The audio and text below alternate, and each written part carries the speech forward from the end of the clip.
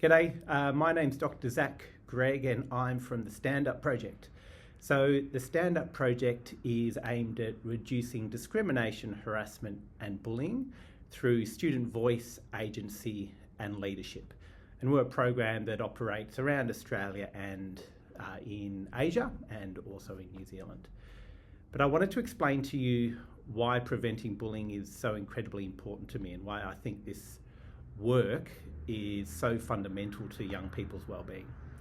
So when I was a little kid, I was a victim of a crime and it meant that I got really sick and I was in and out of hospital all the time. And I still have nightmares about going into a hospital to this day. And when I got out of hospital, I got a little bit better. I looked a little bit different to the other kids. So I was really skinny, I had glasses and I was quite socially awkward. And it meant that I started getting bullied really badly at school.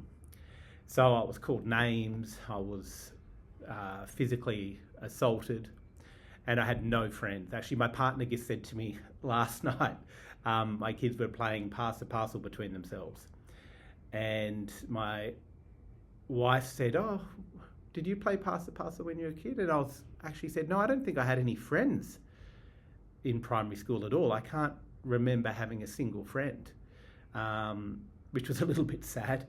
But anyway, so I was bullied really badly and I didn't know what to do and I was absolutely terrified to go to school. There were these big wooden stairs that led up into my classroom and I used to go underneath those stairs and hide every single day. And at that time I lived with my mum and my grandma and my two little sisters. So I went to my grandma and I said, "Look, I'm being bullied really badly. What do I do?" And she said, "What I want you to do, Zach, is next time you get bullied, I want you to go up to the bully and I want you to hit them really, really hard." I thought, all right, I can do this. So the next time I was bullied, I built up all of my confidence, walked up and swung a punch and I completely missed. And what happened is the bully hit me back so badly that I ended up in hospital and it was considered an assault. I don't remember this very well, but my mum did tell me that the police had to get involved. So I knew that, aggression wasn't the answer to preventing bullying. So I went to my mum and I said, "Mum, being bullied really badly at school, what do I do?" And she said, "Well, what we're going to do is take you to the doctor." And I guess remember thinking at that moment, there's nothing wrong with me, is there? But nonetheless, I went along to the doctor as a psychologist.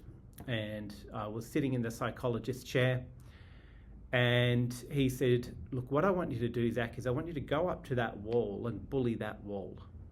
And I just remember thinking that was the most ridiculous thing that I've ever heard. But I did it anyway. So I walked up to the wall, started bullying the wall. And out of sheer embarrassment, I sat down after probably about 10 seconds. I felt like I was up there for 5 minutes. Anyway, I sat back down and the psychologist looked at me and said, "See what happens when you ignore the bully stops." And I knew in that moment that even though the adults really wanted to help me, they really had no idea. They didn't understand what I was going through and they didn't have the necessary tools to be able to support me. And I remember just feeling so alone and feeling that no one really understood what I was going through. Anyway, eventually I got a little bit older, I got a little bit more confident. I actually got my first girlfriend in grade 5. I was super excited about that. I actually bought her a can of tinned asparagus for our 1-week anniversary, and I thought this was the most romantic thing that I had ever done. So I asked my mum, take me to the shopping centre. She took me to Coles or Woolies, I can't remember which one it was, and I walked down the tinned veggie aisle and I got my new girlfriend some tinned asparagus and I gave it to her the next day. And I thought she was going to love it. I thought she was going to be my wife. But needless to say, she didn't stay my girlfriend for very long. But, you know, I got into high school. I made some really good friends in Year 9, and those friends are now my friends today. But what these experiences showed me as a young person was that I wanted to dedicate my life to preventing bullying. So I went and I did a PhD. I actually did a PhD in community empowerment. And I looked at the relationships between people experiencing homelessness and volunteers who are working in the volunteer sector, so in soup kitchens and things like that. And about halfway through my PhD, my supervisor looked at me and said, look, this isn't really about homelessness or volunteerism, is it? And I said, no, it's not. Because what it was essentially about power relationships and how our social roles or understandings about where we sit in society influence the way we act and perceive and look to others.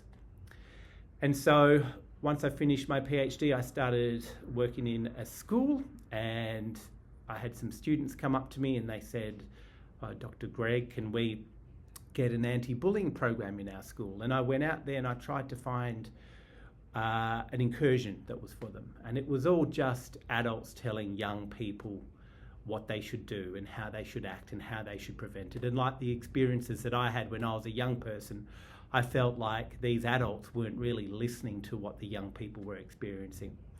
So I developed the Stand Up Project, which is a peer-led program. It's not my program, it's not the teacher's program. It's a program that actually asks young people, what are you experiencing? And then how do you want to address it? And then these young people that we work with actually deliver their own training throughout the school.